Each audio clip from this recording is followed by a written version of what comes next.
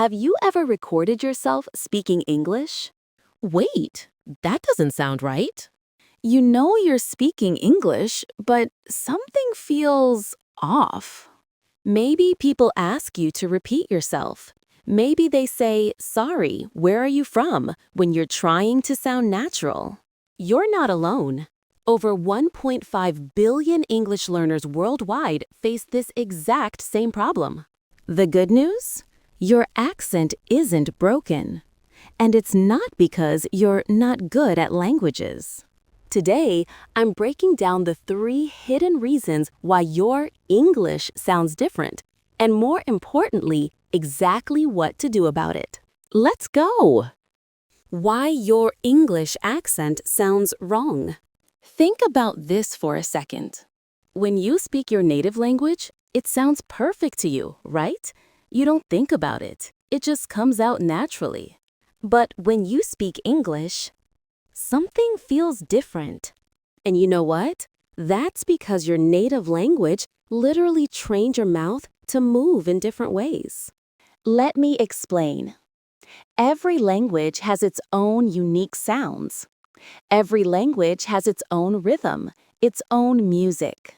When you grew up speaking your native language, let's say Spanish or Mandarin or Japanese, your brain locked in those sounds.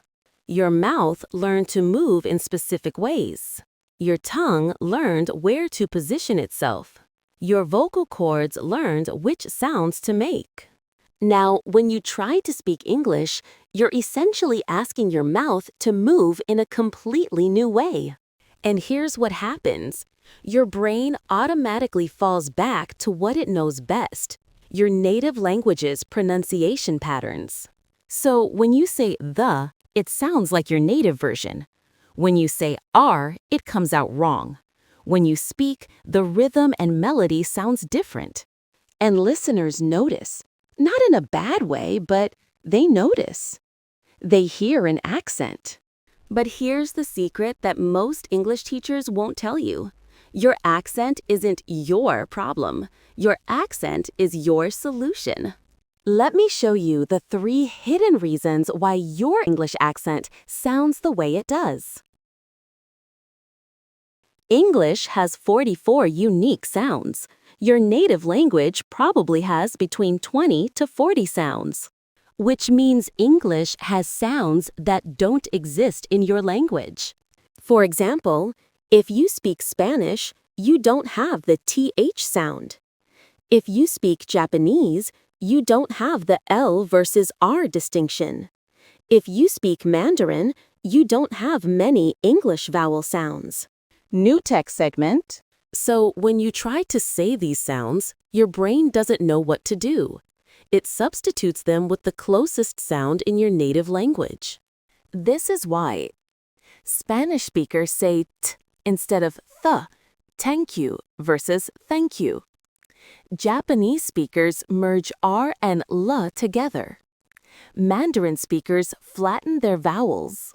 Your brain is doing its best. It's just working with the sounds it knows. Reason number 2, wrong mouth position. Even for sounds that exist in both languages, the mouth position might be slightly different. New text segment. For instance, the R sound. In English, your tongue goes back and your lips round a little. In Spanish, your tongue is flapped forward.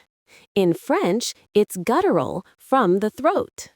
So when you try to say an English R, your mouth is literally positioned wrong.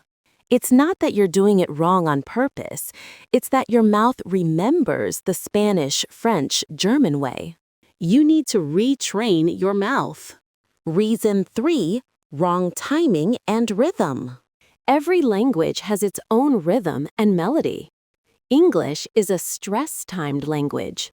We put emphasis on certain syllables and rush through others.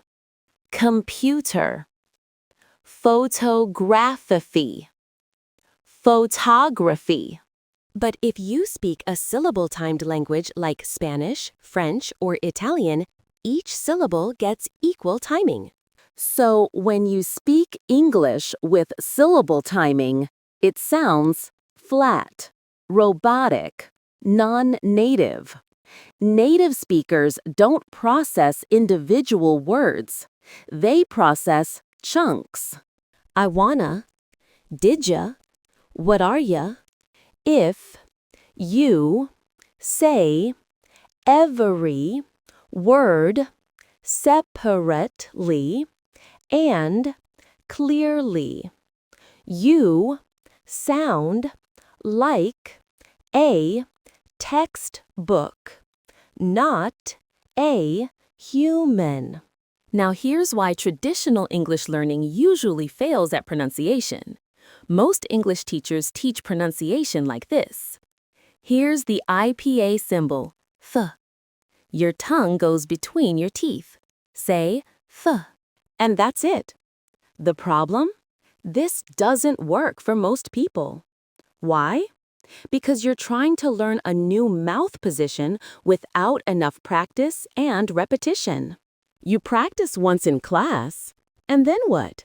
You go back to speaking with your old pronunciation. Your mouth forgets. Your brain is a habit machine. It wants to do what it knows. You can't change a habit by learning it once. You change it by practicing it daily until it becomes automatic. But most English courses don't do that. They give you a 10-minute lesson on the TH sound, and then they move on to grammar or vocabulary. They never revisit it. They never make you practice it daily. They never show you how to use it in real conversations. So the pronunciation lesson goes in one ear and out the other. That's why your accent hasn't changed even after years of studying English. It's not your fault. It's the method that's broken. At English Compass, we do things differently. Here's our method. Step 1. Understand the sound. We don't just show you an IPA symbol. We explain where the sound comes from, why your native language doesn't have it, and what makes it different from similar sounds. Step 2. See the mouth. You see a close-up video of how the sound is pronounced. You see the mouth position. You see the tongue placement. You see the lips. Because seeing is believing. Step 3. Copy the position. You practice the mouth position yourself. You don't just hear the sound, you feel it. This is the key that most teachers miss. Step 4. Practice with real words. We don't use random sounds. We use actual English words that you will use in real life. Words like the. You use this 100 plus times per day. 3. Numbers. Thank you, polite phrases. Step 5. Practice in sentences. You practice the sound in context.